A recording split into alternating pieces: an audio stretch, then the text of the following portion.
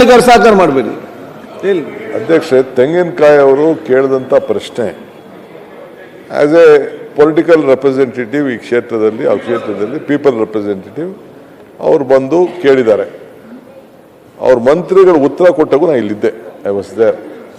ಅವರು ಕಂತಿನ ಮೇಲೆ ಅವ್ರು ಹೇಳ್ತಾ ಇದ್ರು, ಇಂತಿಂತ ಇಷ್ಟು ಕಂತು ಬಿಡುಗಡೆ ಮಾಡಿದ್ವಿ, ಇಷ್ಟು ಕಂತು ಬಿಡ. ನಾನು ಆಫೀಸರ್ಸ್ನ ಕರೆದು ಕೇಳಿದೆ, ನಾನು ಅವರು ಲಿಸ್ಟ್ ಕೊಟ್ಟಿದ್ದಾರೆ.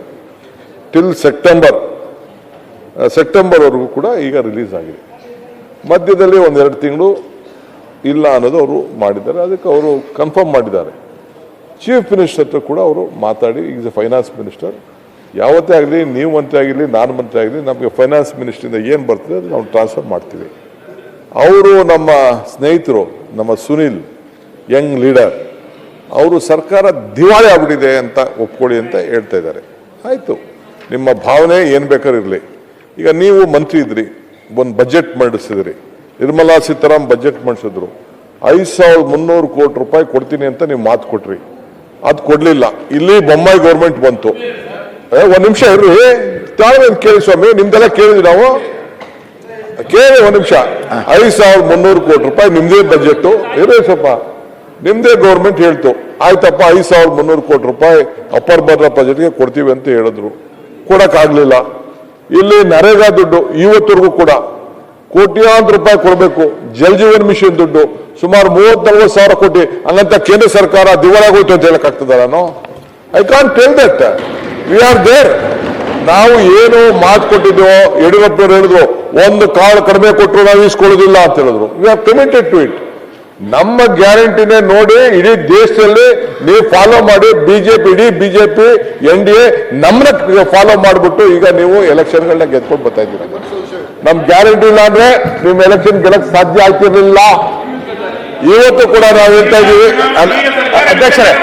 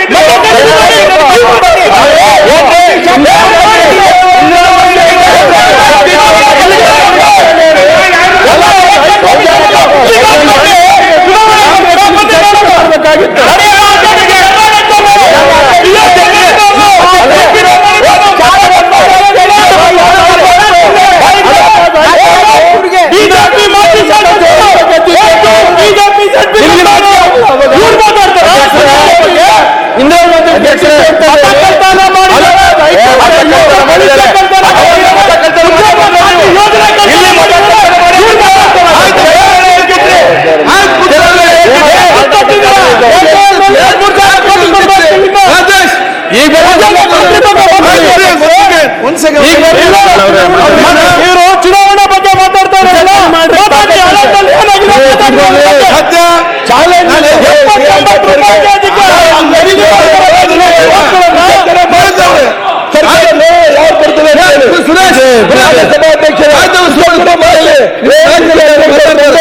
ಆಯ್ತು, ನಿಮ್ಮ ನಾಯಕರು ಮಾತಾಡ್ತಾರೆ.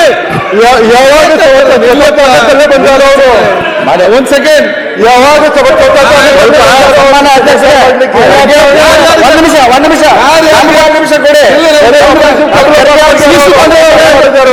ಒಂದ್ ಸೆಕೆಂಡ್, ಯಾರಿಗಾರಿಗೆ ಚುನಾವಣೆ ಬೇಕು ದಯವಿಟ್ಟು ಕೈ ಎತ್ತಿ, ರಾಜೀನಾಮೆ ನನ್ನ ಕೈಯಲ್ಲಿ ಕೊಡಿ, ನಾನೀಗ ಅಕ್ಸೆಪ್ಟ್ ಮಾಡ್ತೇನೆ. ಚುನಾವಣೆ ಅಂತ ಬನ್ನಿ.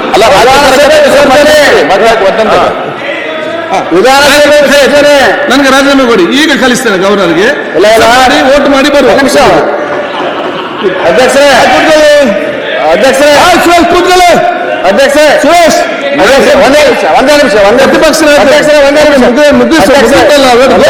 ಪ್ರತಿಪಕ್ಷ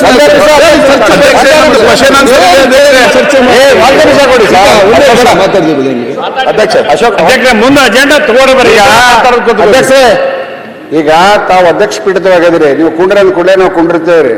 ನಿಮ್ಗಿಂತ ಎತ್ತರ ಸ್ಥಾನವನ್ನು ಖರ್ಗೆಯವರಿಗೆ ಹಾಕಿಕೊಡ್ರಿ. ಅಲ್ಲಿ ನಿಮ್ಗಿಂತ ಎತ್ತರ ಸ್ಥಾನವನ್ನು ಹಾಕಿಕೊಡ್ರಿ. ಇಲ್ಲ